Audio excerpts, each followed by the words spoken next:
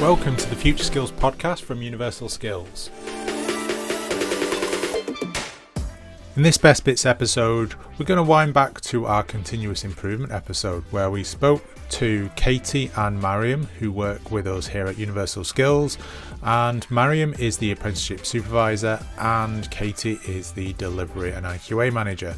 They both are previous apprentices and they just wanted to talk about what's changed from their experiences when they were going through an apprenticeship to how they run apprenticeships now, given that experience and knowing the position that apprentices are in and how to get the best out of the programme.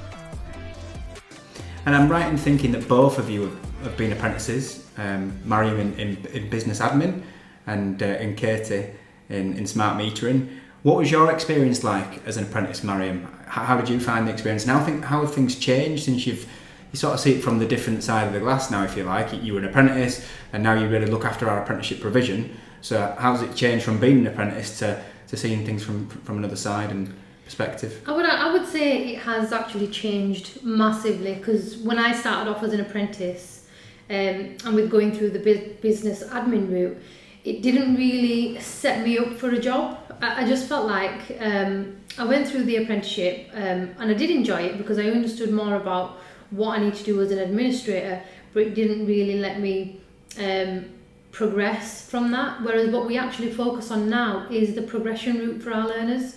So not only are we telling them that you can become an apprentice, but there's also different things that they can move into, something that they would enjoy, and they can focus on their values and what they enjoy as apprentices. And what I do believe is that not only are we concentrating on the learner achieving, but we also concentrate on the fact that they can become something, and that this is something that will benefit them in life. Yeah, absolutely. And it's great that you've seen it from both sides there, both from sort of the overseeing it from the supervisor position that you have now, but also being enrolled as an apprentice as well. What was it like for you, Katy, as an apprentice? How long ago was it? Did my apprenticeship almost 10 years ago now, and I was 19 when I started it, so I was quite young, but I suppose that's what everyone sees when they think of an apprenticeship, is that they think everyone's going to be 18, 19, when realistically the people who I was with were in the 40s. So I think for me, I was one of them people who thought that that's what was going to happen, and obviously you quickly learn that a lot of apprentices are not of that age, and most of them are actually over 25. But I loved it. I think mine differed slightly because mine was part of a job. You knew you had a job at the end of it, and as part of your apprenticeship you went out and did that job as well. So obviously it was a bit different to what you had, but I think it really set me up. I think I grew up. I think you learned a lot and they really supported you. So from my side of things, it's probably the best thing that's ever happened. Yeah, I'd agree with that. I went through a very similar process to you.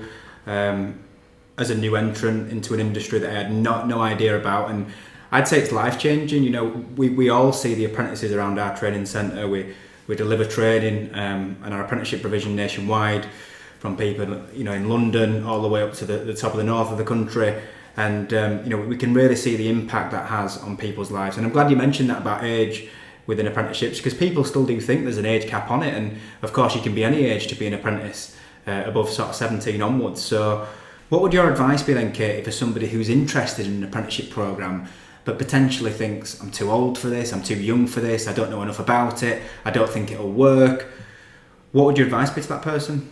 Don't think about any of the barriers. I think whether one of your barriers is age, whether it's that you think you haven't got a clue about that kind of topic or whatever, the whole point of an apprenticeship is that they will take you from zero to hero, I suppose the saying is.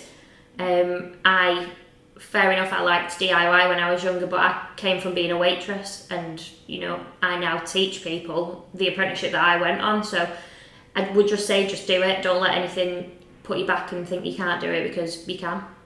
And what about yourself, Mariam, from your side? So I'll give you the example of somebody who's interested in joining an upcoming apprenticeship with us and are a bit apprehensive because they think, I don't know enough about apprenticeships.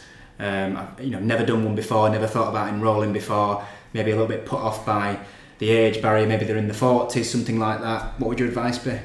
What I would honestly say is that there is no age limit to learning. So it doesn't matter what age you are, it doesn't matter where you are in life, what stage you are in life. Coming into an apprenticeship would be the best start. Like I say, it doesn't matter what age you are, you'd come straight in and you'd be learning on the job. So it wouldn't be a case of you just sitting and doing write-ups or creating things. You'd be learning, you'd be out there, you'd be hands-on, you'd be within an apprenticeship. The best thing about it is that there's loads of different bits that you will enjoy. So not only will you be focusing on the fact that you need to build a portfolio, which is probably what you will have to do, but you'd also have to make sure that you know what you're doing practically, such as those learners that are kinesthetics or that are practical, that are hands-on, those that like to read and write. So within an apprenticeship, there's loads of different aspects that you can go into. So again, just going back to your question there, Dan, what I would actually say is that you could actually start an apprenticeship at any age, and I would actually encourage people to move into apprenticeships where they can pick up on the knowledge and the skills and the behaviours and expand on them when they're out in the field and they're working with their employers and employees. I mean, the amount of people that they would meet within their own industry as well, and picking up and learning a lot more from them, I think it's just fantastic. I also think when you do an apprenticeship as an adult, you take your own responsibility with it. You know, when you're learning a skill, you know you have to be there. Sometimes you don't take full responsibility, whereas as an adult, it's up to you to do everything, and I think that's the difference, and I think that's why people enjoy it, because they know they're going to get something out of it at the end, and they put the effort in, whereas like I said, in school, you sort of just... Some people don't you want to do it just because you have to do it. Yeah, I totally agree. I think with the learners that we have coming in the centre, it's their choice. It's their choice. They want to do it. They want to be there, and you can actually see the drive from them. It's those that are actually coming up to us and saying, how can I get a distinction? How can I do this better? I've completed this write-up, or I've completed this practical. What can I do just to make it that little bit better? And I think it's fantastic seeing that from them. Thanks to Katy and Mariam for that insight there. It's always great to hear from our members of staff here who have actually been through the process that a lot of our apprentices are embarking on. Using that experience, they can give our own apprentices a really great experience and give them all the advice having been through that themselves. That's all we've got from this Best Bits episode of the Future Skills podcast. Don't forget to subscribe wherever you get your podcasts, whether on Spotify or Apple Podcasts, or if you're watching this on YouTube, hit that subscribe button and maybe check out our Knowledge Hub content as well. This is Andy from Universal Skills, and we will see you in the next episode.